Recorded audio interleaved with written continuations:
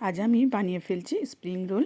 হ্যাঁ বন্ধুরা, খেতেটা এতটাই মজা যে খাবে সেই জিজ্ঞাসা করবে যে কীভাবে বানিয়েছেন। আসসালামু আলাইকুম বন্ধুগণ, তাজ ভিলেজ ফুডে আপনাদের সকলকে স্বাগত।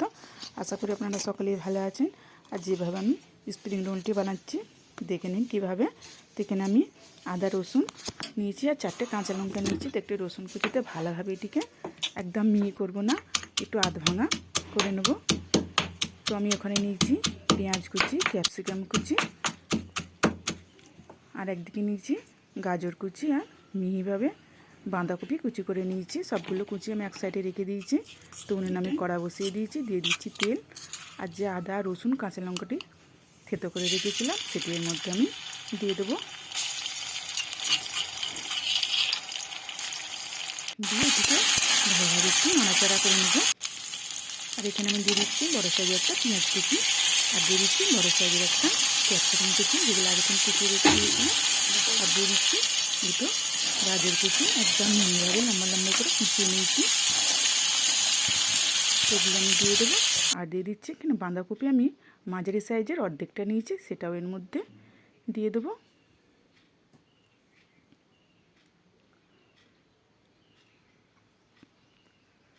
এখানে আমি সবগুলো দিয়ে দিলাম। এবার ভালোভাবে এটিকে নেড়ে চেড়ে নেবো। কারণ আমরা এই যে রান্নাটি ইফতারের সময় দ্বিতীয় রকম রোল থাকে, তো ইফতারিটা সন্ধ্যেটা জমে যাবে, তো সকলেই খুবই পছন্দ করবে। তো আমি এখানে দিয়ে দিচ্ছি বিট নুন, গোলমরিচ গুঁড়ো, আর দিয়ে দিচ্ছি নুন। তাতে আমার সবজিগুলো নরম হয়ে যাবে, ভালোভাবে এটি সেদ্ধও হয়ে যাবে। তো দিয়ে এটিকে ভালোভাবে নেড়ে চেড়ে নেবো।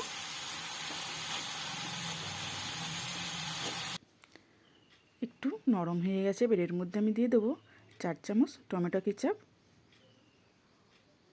এখানে আমি 4 চামচ টমেটো কেচাপ দিয়ে দিলাম। আর দিয়ে দিচ্ছি সয়া সস, আর দিয়ে দিচ্ছি ভিনেগার। দিয়ে সবগুলো ভালোভাবে একটু নাড়াচাড়া করে নেব।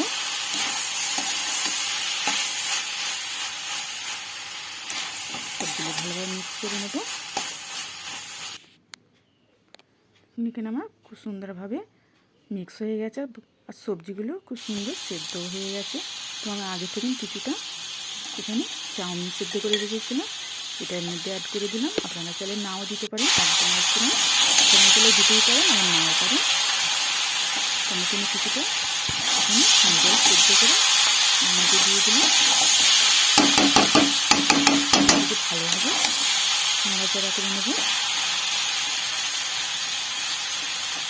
তো ওপর থেকে আমি কিছুটা ধনেপাতা কুচি দিয়ে দিলাম। দিয়ে এটি ভালোভাবে মিক্স করে নিলে এটি আমার রেডি হয়ে যাবে পুরটি। সেটিকে একটি জায়গায় তুলে নেব, তুলে আমি ঠান্ডা করে নেব। তো এখানে আমি নিচ্ছি 1 বাটি ময়দা আর 1 বাটি কর্নফ্লাওয়ার, আর দিয়ে দিচ্ছি নুন। দিয়ে এটি ভালোভাবে একটু নাড়াচাড়া করে নিয়ে একটি পানি দিয়ে একটা পাতলা একটা ডো তৈরি করে নেব।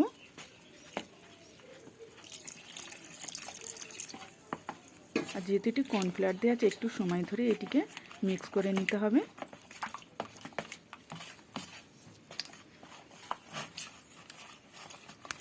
ঠিক ঘনত্বটা আমার ঠিক এরকম হবে, যে একটা চামচের সাহায্যে দেখে নিন, যেইভাবে দেখিয়ে নিয়েছি ঘনত্বটা ঠিক এরকম হয়, পাতলাও হবে না একদম গাঢ়ও হবে না।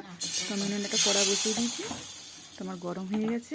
তো চামচে করে এক হাতে দিয়ে দিলাম, দিয়ে এটি ভালোভাবে চারি সাইডে একটু ঘুরিয়ে ঘুরে একদম পাতলা করে নেব।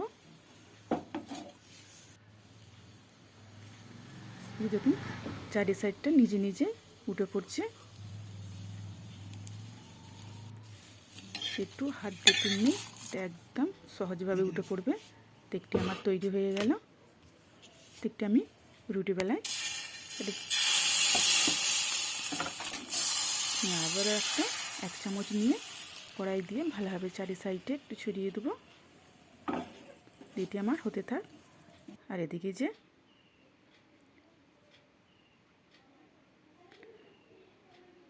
ঢেকে রেখে দিয়েছিলাম সেটা একটু ঠান্ডা হতে এর মধ্যে আমি এবার যে পুটটি তৈরি করে রেখেছিলাম সে পুটটি দিয়ে দেবো। দিয়ে রোলটি ভালোভাবে তৈরি করে নেব।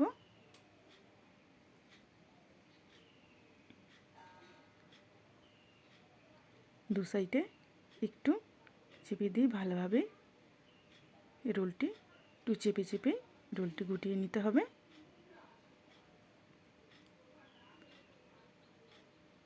আর একটু ব্যাটার লাগিয়ে দেবো সামনেতে, যাতে ভালোভাবে মুখটি বন্ধ করা যায়।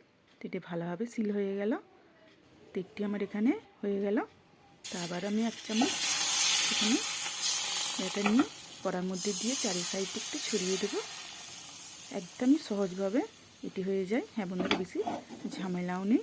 তো একদম কম উপকরণ দিয়ে এত সুন্দর একটা রেসিপি বানানো যায়, না দেখলে বিশ্বাসই করা যায় না।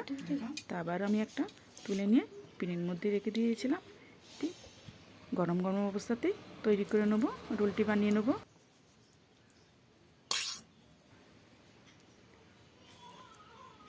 এতে আমি পুর দিয়ে দিলাম,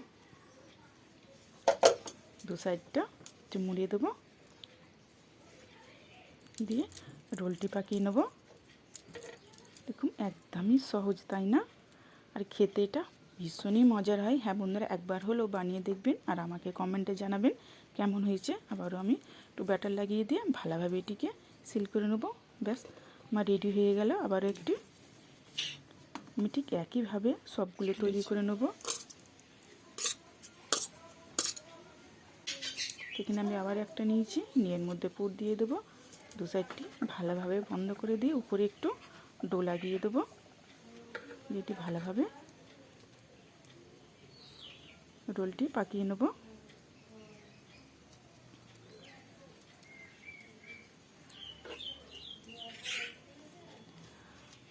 আবার একটু তৈরি হয়ে গেল। খুব সহজভাবে সবগুলো আমি তৈরি করে নেব। দেখুন একদমই সহজ, তাই না? তো আমার সবগুলো হয়ে গেছে। আমি আবারও এমন একটা কড়া বসিয়ে দিয়েছি, দিয়ে দিচ্ছি তেল। তেলটা আমার গরম হয়ে গেছে। একে একে আমি এর মধ্যে দিয়ে দেবো রোলগুলো। আমি এখানে 4টি রোল দিয়ে দিলাম। আর গ্যাসের ফ্লেমটা প্রথমে লো রেখে তারপরে হাই করে দিতে হবে। চারদিকটা একটু ভাজা হয়ে গেলে উল্টো পাল্টে আমি সবগুলো ভেজে নেব। আর যতটা দেখুন কালারটি কত সুন্দর চলে এসেছে, যতটি কালার এসছে ততটি মুচমুচে হয়ে যাচ্ছে। আর এটি খেতে ভীষণই মজার হয়। হ্যাঁ বন্ধুরা, আমার ভিডিওটি যদি ভালো লেগে থাকে লাইক, কমেন্ট অ্যান্ড সাবস্ক্রাইব করে বেল আইকন প্রেস করে অল করতে ভুলবেন না। প্লিজ প্লিজ সাবস্ক্রাইবটি করে দেবেন। দেখুন কালারটি কত সুন্দর চলে এসেছে, আর দেখে বুঝতে পারছেন কতটা মুচমুচে হয়েছে। যা আওয়াজটা শুনে বুঝতে পারছেন কতটা মুচমুচে হয়েছে। আমি তেল ঝরিয়ে সবগুলো তুলে নেব। ব্যাস আমার রেডি হয়ে গেল।